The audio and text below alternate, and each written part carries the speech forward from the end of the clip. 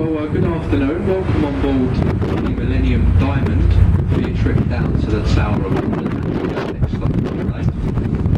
As we leave the pier, a very brief safety announcement that we're required to give you. And this isn't to alarm you in any way, it's just to let you know that the boat is equipped with life rings, life rafts and life jackets.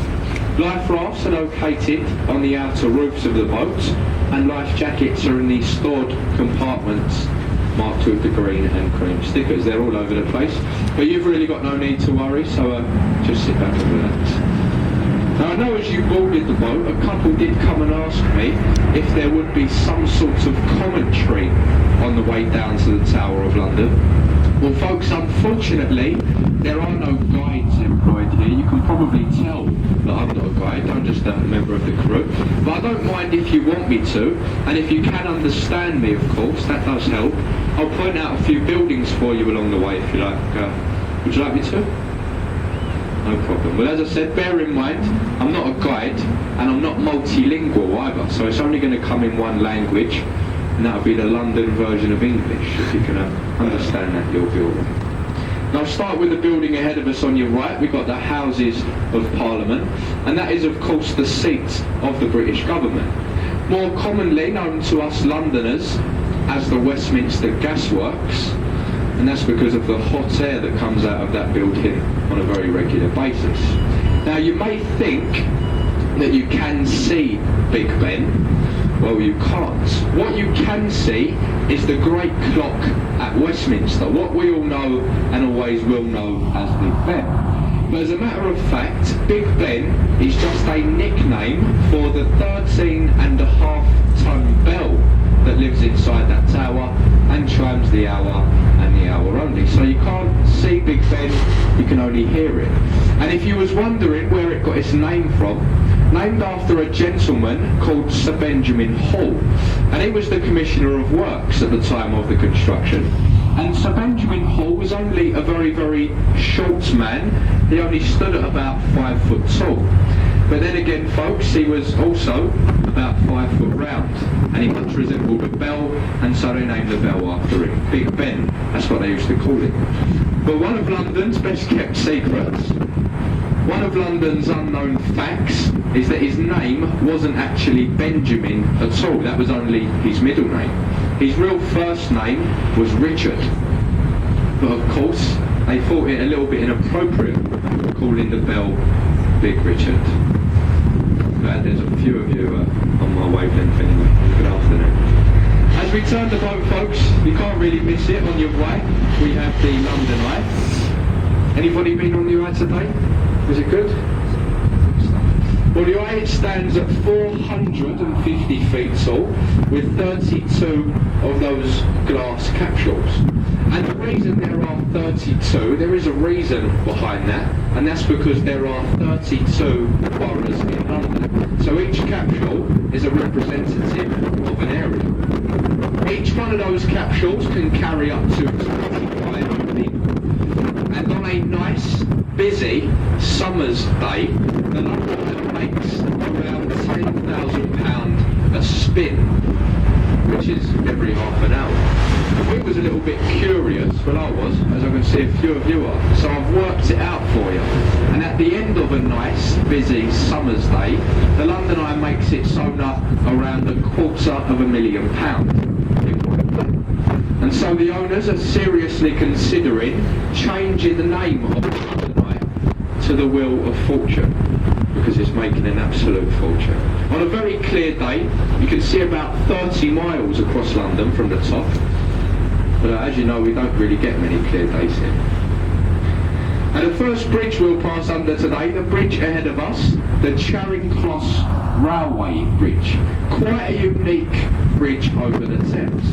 And the reason I say it's unique, as we pass under a railway line, we also pass over another. And that's because we've got the Bakerloo line, which is of course on the underground service. That's beneath us at this point. For those of you on the top, a bit of an old tradition here on the Thames. If you see any people up on that footbridge, just give them a little wave. If they wave back, it'll bring you 5 years of luck. For those of you on the top, I recommend you smile and wave.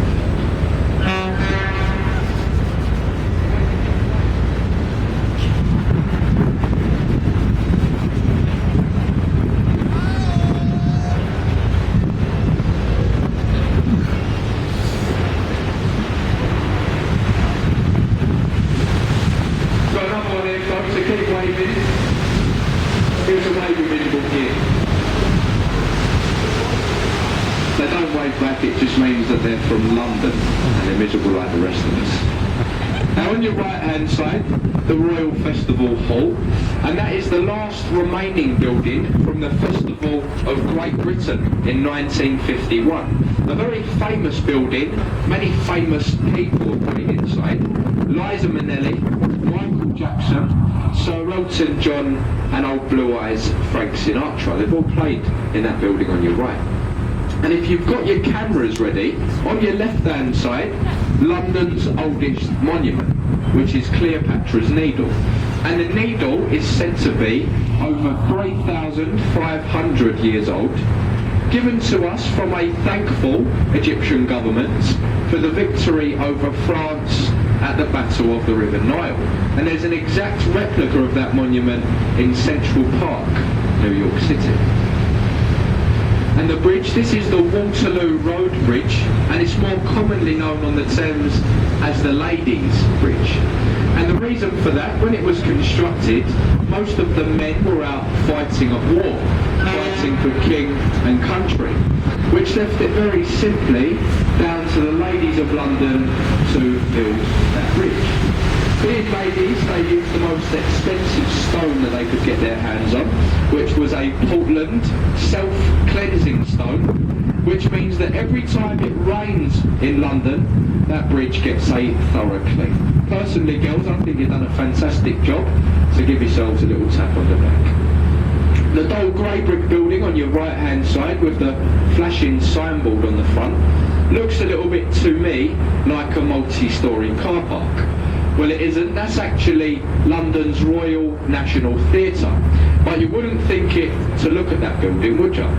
It gets voted year after year by some of the country's leading architects as being the ugliest building in London. Now, myself personally, I actually disagree with that. I think that that is the ugliest building in the world. And you know what they say, don't judge a book by its cover. Inside that building are 3 of the best theatres anywhere in the world. And the large white ship coming up on your left-hand side, this is the Wellington, a former New Zealand Navy sloop. Although she's now permanently moored here as a floating livery hall, which is like a drinking club for the Honourable Company of Master Mariners. To become a Master Mariner, you must have served a minimum of 25 years as the captain of a ship at sea. And the head of that livery hall, that drinking club, is the Queen's husband, Prince Philip. He was a captain for a very long time. We often see Prince Philip and the Queen stumbling about on the front deck, reenacting Titanic after a few too many. Just like that. You may not know this, folks, but we've got some lovely beaches here on the Thames. Look at that on your right hand side, look. A lovely golden sandy tropical beach. And that's where in the summer we film things like Baywatch and Women Away. Just making sure you're listening. The large red brick building coming up on your right, this is known to us as Stamford Wharf. Used to be a cold meat storage warehouse, like a refrigeration warehouse, but the building was taken over by the famous gravy company, Oxford. And they're very clever because you're not allowed to advertise on the banks of the Thames. It's actually illegal as this is a royal highway. But folks, look at the tower on top of that building. And you can see they put their windows in as OXO, the name of their brand. And at night time they illuminate that with a bright red colour and they get free advertisement all over London. I don't know how they got away with it. They was taken to court for doing that. And when they was in court, the judge said that it was merely a coincidence. Some coincidence happens. The white building on your left hand side with the green sloping roof is the old City of London School for Boys, and that's where most of our past Prime Ministers and Members of Parliament were educated before going on to Oxford or Cambridge universities. The building itself, like much of the other older buildings here in London, is now owned by a very wealthy American bank, and they go by the name of JP Morgan. And the bridges ahead of us, these are the Blackfriars bridges. They are the closest bridges together on the River Thames. And as you'll see very shortly, folks, the second one we'll pass under, the railway bridge, has been under a lot of construction over the last few years, although they were supposed to be ready for the opening ceremony of the Olympics, but as you can see, they're a little bit behind schedule. And what they've actually done on this bridge, they've built the first railway station to stand over the river. We have loads of railway lines, loads of railway bridges, but this is now the first railway station. And we're about halfway now to the Tower of London. So how are we doing so far? Is everyone enjoying the trip so far? You all understand me okay, yeah? Well, on your right hand side, this large brown brick building with the chimney is the old Bankside power station. There's been a power station here for many years, although this is now a modern arts gallery. It's called the Tate, and it is free. And if you go inside this building, you'll see such modern art exhibitions as a messy teenager's bedroom, half of a cow in a plastic box, a light that turns on and off all day long, constantly, and a half-eaten chicken curry. And that is what they call modern art. In my opinion, that's exactly why that place is free. But that's just my opinion. If you like that sort of thing, you know, go and have a look for yourselves. What I think is a real piece of art, folks, on your left-hand side, dominating the skyline, the dome and gold cross of St Paul's Cathedral, the masterpiece of Sir Christopher Wren. And it took Wren 35 years to construct St Paul's at the price of only £75,000. You couldn't buy a rundown one-bedroom apartment in London for that price today. It stands at 365 feet high, which is very easy to remember because it's 1 foot for every day of the year. For those of you who may like a bit of Shakespeare, on your right hand side, the round white building with the brown thatched roof is an exact replica of Shakespeare's Globe Theatre. The only building in London to be allowed a thatched roof since the Great Fire of London. Go inside the building and watch a show being acted out in the traditional manner. Without any stage lighting or any sound effects, no microphones or anything like that. It's all done as it would have been done in Shakespeare's day. Unfortunately though, the theatre is closed throughout the winter months. The reason being because it is open to the elements, and you can imagine in the winter London is very, very wet. And the bridge ahead of us, this is the Southwark Road Bridge, and this one is London's least used bridge. Built to take some of the congestion away from the old London Bridge, but the bridge is so well hidden in the back streets of London that no one can actually find it. The main things that use it, professional drivers, vans, buses, taxis, they do say that if you find yourself upon that bridge at any point in your trip, you're probably lost or drunk. And back there we did mention Shakespeare very quickly. Folks, look to your right, that black glass building, the London headquarters for the Financial Times newspaper. But the reason I'm telling you about that building, I mean, it don't interest me. When they constructed it, they found the remains of the original Globe Theatre. That's where it was in the area on your right. And a nice little pub there on your right, this is the Anchor at Bankside. If you look very closely, you can see it says built in 1615. It's quite a famous pub, has starred in a few movies, that one. One of them being a James Bond film.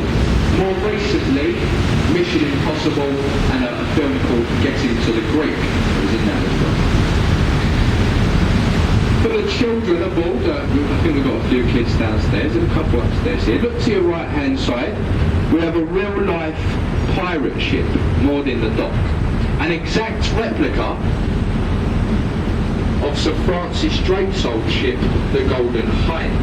Sir Francis Drake was the first Englishman to sail around the world, and that ship has followed in his footsteps. Like I said, it's in fully working order, and it's been around the world twice. You can let the children play on there for about £4 or £5. It's meant to be a lovely day out there for the kids. And the last bridge that we'll pass under before we go into the Tower of London is the world famous London Bridge. Not as exciting as it sounds. It's commonly mistaken for the next bridge down, which is actually called Tower Bridge. And this is the 4th London Bridge to stand on this site in nearly 2,000 years. The first one was a wooden bridge built by the Romans, and that one burnt down. And as you may have gathered from the nursery rhyme, the song, most of the others fell down. But one, however, for our American friends, was taken down piece by piece, brick by brick, and shipped out to a place called Lake Havasu, where it now stands in the Arizona desert. Built by a very wealthy American man called Mr. John McCulloch for only £1 million. And that's what they say was London's largest antique. I can see a few of you looking up at that tall glass building on your right hand side, and that is now the Shard of Glass, and it is the tallest building in Europe. When it's open, or well, it is open now, inside the Shard we have a 6-star hotel, we have casinos, shopping malls, at the very top flats and apartments, which you can only imagine how much will cost. Now the man who designed that building, an Italian man called Lorenzo Piano, he never got paid any money for designing it, not a penny. What they give him for doing it, which I'm sure he's more than happy about, the penthouse suites, which is worth £48 million. So well done to him. The yellow brick building on your left hand side, folks, this is the old Billingsgate fish market. Been a fish market trading on that site for nearly 600 years.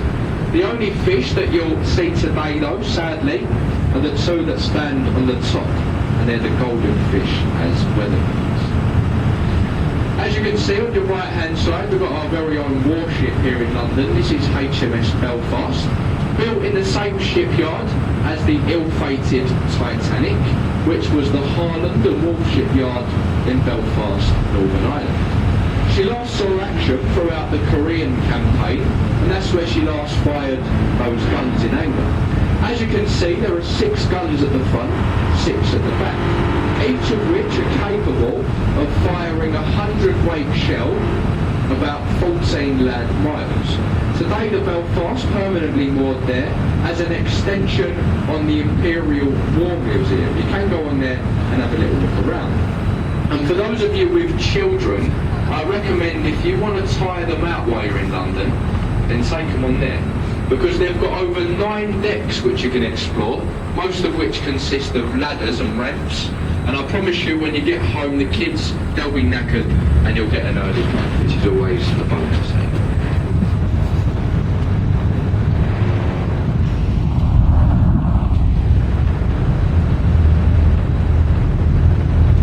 Folks, what we're going to do for you now, you may want to move over to the right hand side of the boat. We're going to turn the boat around so you can all take a nice photo of Tower Bridge.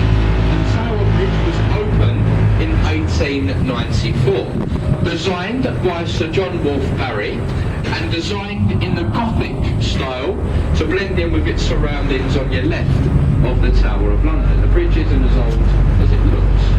And as I'm sure a few of you know, Tower Bridge can be raised. It can be raised like a double-sided drawbridge in less than 90 seconds to let any taller masted ships in or out of the upper pool of London. We get a lot of cruise liners and a lot of warships come up through Tower Bridge, and they'll stay at the HMS Belfast for a couple of days before making their way back out to sea. And the open sea, if you was wondering, is about 50 miles to your right hand side. The best time, I think, to come and see Tower Bridge, or definitely the best time to take photos of the bridge, about 7 o'clock of an evening. Does look very nice when it's all lit up of it.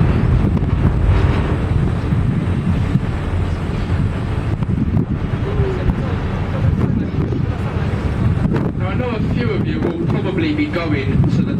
of London today. Is anyone going to the Tower of London? Yeah, well it's there on your right hand side. And the Tower of London is London's most visited tourist attraction, and personally it's one of my favourite locations to visit if you haven't been to it already. It has been many things in its time. It's a royal observatory, a prison, a palace, a zoo, but most famously known to us as a place of execution. And the reason why we've stopped the boat here, look at the right hand side, on the river wall, a blocked up archway, and the walls above it, entry to the Traitor's Gate. And if you was found guilty of treason, then you would have been rowed down here from Westminster, like ourselves, even though going through London first, and that's where they would have taken you up to the Bloody Tower, and that's where they would have put you to the Bloody Hill. The last person to go through was a man called William Phillips, a famous Scotchman. You may recognise him a little bit better, folks, as Mel Gibson, for those of you who have seen Breaking. Well, we're going to start to make our way into Tower Pier now, ladies and gents, and as we do so, a few words that may be in your interest to listen to before you leave us. First of all, I'd just like to thank you all for listening, although I do need to ask you, for those of you now standing on the top, if you can do, please do find a seat as we are going into the pier. Boats do pump, people do fall over, and we really want to see it right here. So if you can do, please do find a seat. Now a quick word about your tickets. If you have return tickets to Westminster and you wish to return now, straight away, then you need to leave this boat here. You need to go to boarding point number 2 and there'll be a boat along very shortly to take you back to Westminster.